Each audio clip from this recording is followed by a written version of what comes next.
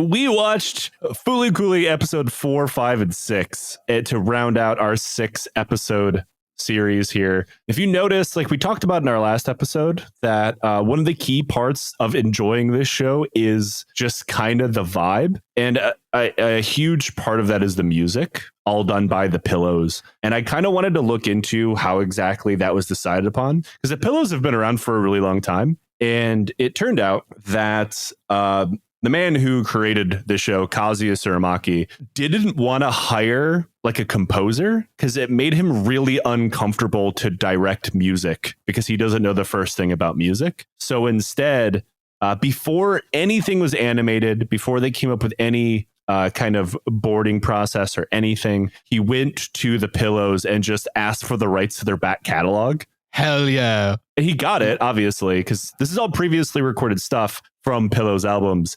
And then he took those sounds and music and used that to create the storyboard. So the music came first, which does make a lot of sense when you look at this show. Yeah, it's almost kind of edited like a music video. It's so good. These 3 episodes are fucking so fun, and it's also great to watch a show that isn't 50 million episodes long. Yeah, it's nice. And like he was asked, like, well, what would happen if The Pillows said no? He's like, oh, I probably wouldn't have made the show. And we also get a lot of different animation changes. Like if you notice, like episode 4, 5, and 6 all look a little different, especially episode 5, which is pure slapstick comedy for some reason. And the animation, like everything is different. And the reason for that is Tsurumaki had different animators on every single episode. And during the storyboarding process, he let them just kind of do whatever they wanted, to the point it caused pretty serious production problems when it came to animating, because everything was different. And to include like some episodes where people's faces just look completely different. And it made the studio that did the animation, IG Productions, get really fucking mad. Because like all of this is different. What are we supposed to do? Just get freaky with it, guys. Just, to kind of do what you want. Like, yeah, these 3 episodes are fun because it feels as the show is already quite loose, but it feels even looser. Like they're kind of really playing with the music, the animation style. Even the little kind of bit is in episode 5 or 6 where they're like, oh, they told us not to do the manga thing again after episode 1, and it was like, it gets really meta. Yeah, they break the fourth wall, like I think 3 times in 3 episodes. Yeah, it caused all sorts of issues to the point that they had to kind of, after everything was done, go back because there was supposed to be more exposition to explain the plot between Medical Mechanica. That would be great. I would have loved that. Yeah, well, what you actually have was shoehorned in because at the end, Tsurumaki realized like he originally wanted to play very fast and loose with the plot anyway, because this was his first thing that he created after working on Evangelion, and he wanted to create the anti-Evangelion while also making fun of it in multiple parts, which apparently upset Hideki Anno, which makes me like it even more. Upsetting Anno? I think a soft breeze would upset that man. Which is funny because remember, Gynex made this as well. Like they're in the same office.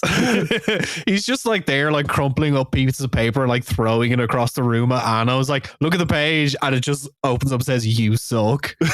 Yeah, so they had to shoehorn in those explanations at the Interstellar Immigration Bureau, where they kind of had like 2 whole seconds of exposition dump to introduce the character of Adamisk before getting to the point where he shows up, because before that they didn't bring it up at all.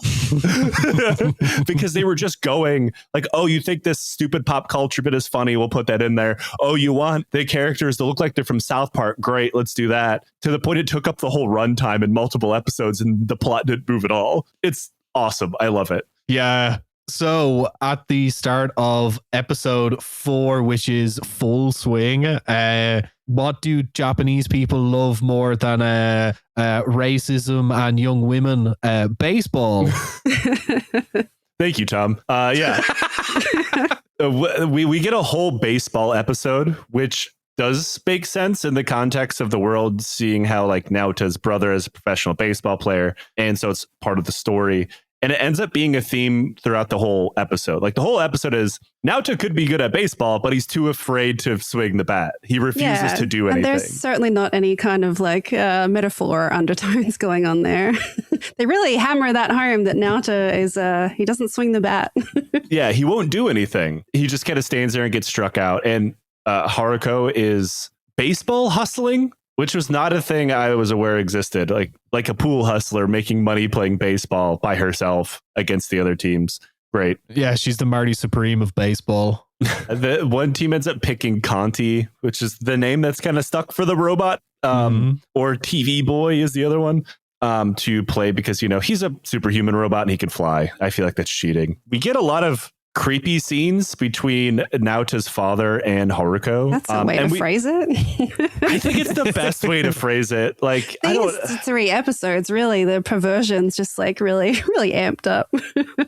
and it's in episode 4, we get like Haruko is creeping on his father as hard as his father is creeping on her. And this does come to a point towards the end, which does not make the parts of the episode any more entertaining. But we also get introduced to the eyebrow man, Commander Amuro. Whose eyebrows are cut sheets of nori. Yes. What is his deal? What is his job? He is the commander of the Interstellar Immigration Bureau. Oh, okay. That makes sense. Which is sometimes translated and understood to be the space police, but it's also kind of immaterial. He's running the office that is supposed to be tracking aliens and space pirates and medical mechanica, as well as working against him. And we find out pretty quickly that he is effectively grown up Naoto. He refused to grow up as well. Like he refused to mature. He has all of the same personality quirks that Naoto has. He doesn't like spicy things. He does say that. He doesn't like spicy things. He doesn't like sweet things. He doesn't like carbonated things. He does stupid, immature things to his subordinate, Kitsurabami, Kitsurabami is like what Naoto wants to be when he grows up, because she is an adult and constantly points out how stupid Amuro is and immature he is and whatever. And the cut pieces of nori eyebrows we come to discover blocks the portal that Haruko is attempting to open up in everybody's head. Meaning the two also have a past, and he was where Naoto was however many years ago. Yeah. Like because I watched this run of episodes twice, and I was kind of like, I was trying to remember when I watched it the first time, like years and years and years ago. I was like, is she actually an alien, or is this just like anime logic? There was like the really good bit at the end of the baseball game where like Naoto walks up with he has like the bandage on his head, and she's like, oh, you know, it suits you.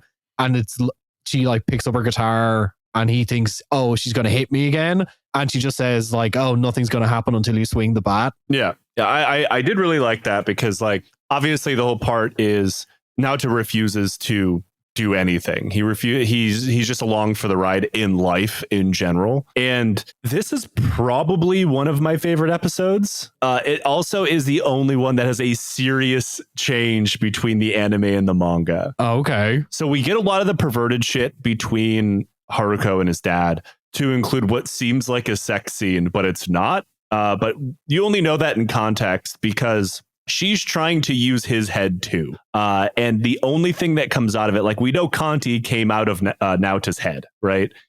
Conti is very useful. But the only thing that comes out of his father's head is a robot replica of himself. Yep. Because he's a massive narcissist that only thinks about himself. Therefore, the only thing he created is a very shitty robot of himself, which Naoto then destroys with a baseball bat. In the manga, Naoto murders his father. He literally beats him to death. I thought he did. When he's standing over him with the bat, I was like, damn, he did it. Good for him.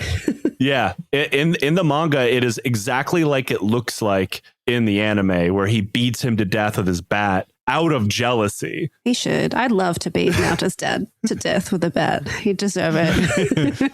Yeah, the weird, like, paranoid otaku conspiracy theorist who, like, writes a local gossip zine. Like, yeah, that scene when Naoto gets home and he's like massaging her with his chin and everything, and it's is like feeding her eggs with his mouth because she's like, oh, I'm so tired, I could barely use chopsticks. Is like, this is so on the nose that, like, to me this reads like, oh, this is about someone that the creator of the show knew. Like, this is absolutely someone. Yeah.